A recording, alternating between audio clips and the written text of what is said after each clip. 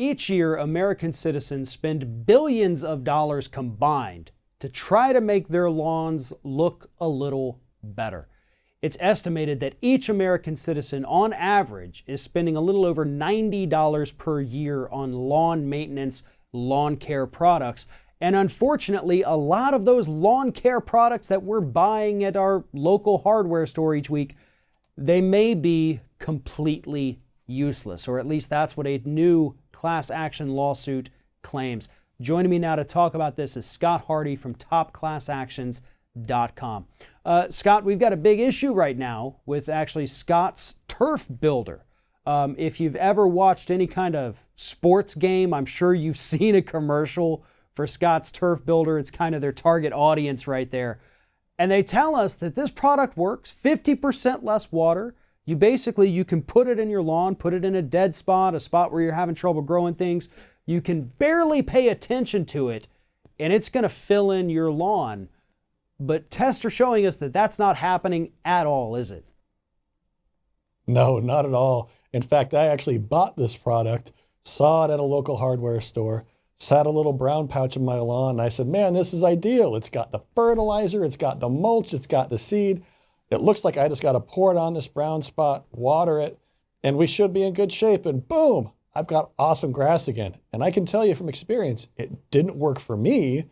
And as you mentioned, from these scientific studies that have now been utilized to test before they filed this class action, they found out when you said, oh, well, I can just put this seed down there and it actually only takes half as much water to make it work. Well, if you use half as much water, you're guaranteed it won't work at all. And so these claims are completely unfounded, but they're making people like me and a whole lot of other people around the country spend money on it, thinking that it's going to be some magic cure-all for our lawn.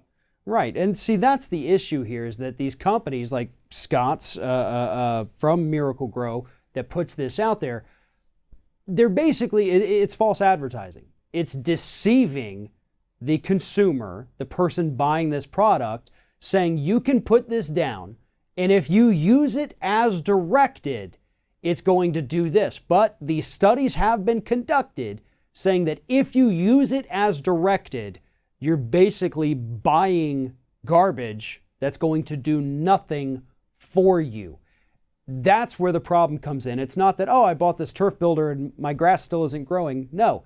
It's I bought the Turf Builder, I followed your instructions to the T, and I got nothing out of it. That's where we're always going to run into issues when these companies are out there telling us to do a certain thing, knowing that that's not going to work. And probably what it does most of the time is it encourages people, well, maybe I didn't have enough out there. Maybe I need to go buy a second bag of this stuff. Maybe I need to go buy more fertilizer. It results in more spending on behalf of the consumer here. Exactly. You know, I bought this stuff, and when we see these false advertising class actions filed all the time for these misleading claims that are put out there, and I followed the instructions to a T. I got out there with the rake, and I was sitting there raking out this brown spot in my lawn, put out there, made sure it was watered, put out the seed, the mulch, everything was in there, put in there perfectly, watered it again. I actually watered it extra because I thought, oh, the half water thing, no way, that's probably not going to work. And it still didn't work. And so we want to make sure that these class actions that are being filed against these companies that are making these misleading claims, that we're holding them accountable. There was a similar class action settlement for similar claims regarding the seeds that actually netted people up to $70 or $90 back per claim. And so we're hoping we're going to see some good returns back for people that were impacted by this specific class action settlement to get them some of that money back when they're buying a product like I did that just didn't work, even though we used it as we were told to on the actual package. And I know there's probably some people out there who may think, well, this is a frivolous lawsuit. Yeah, you bought some grass seeds and they didn't germinate. But no, the problem is that companies continuously think they can get away with making these lofty promises, with telling us a product's going to do X, Y, or Z, and then it won't deliver. But they knew it wouldn't deliver. They had their test telling us it wasn't going to do the right thing. It wasn't going to give us what we expected, no matter what we did. If we followed their instructions or if we went the extra mile, nothing we did would make this product work. And that's what these class actions are about. It's not just about getting people back the money and the compensation for the time that they lost.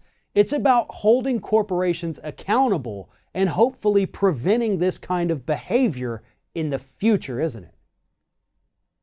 Exactly. We want to make sure that companies are held accountable for making claims that simply aren't true. So if I buy your product and you're promising me that this product does something, I want it to actually do it. And if it doesn't, then these class actions are filed to make these companies change the way they are marketing these products.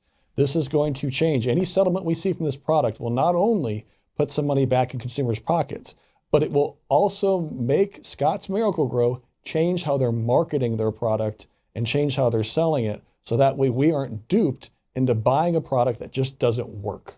Right. We could have spent our time and our money on something different, maybe something better, but either way, spend it on something that wasn't going to just cost us time and money, maybe something next time that would actually work. Scott Hardy, thank you for telling us this story. We've got more information available on it on Top Class Actions, a link to which is in the description of this video. Thanks for talking to us today, Scott. Thank you, Farron. Appreciate it.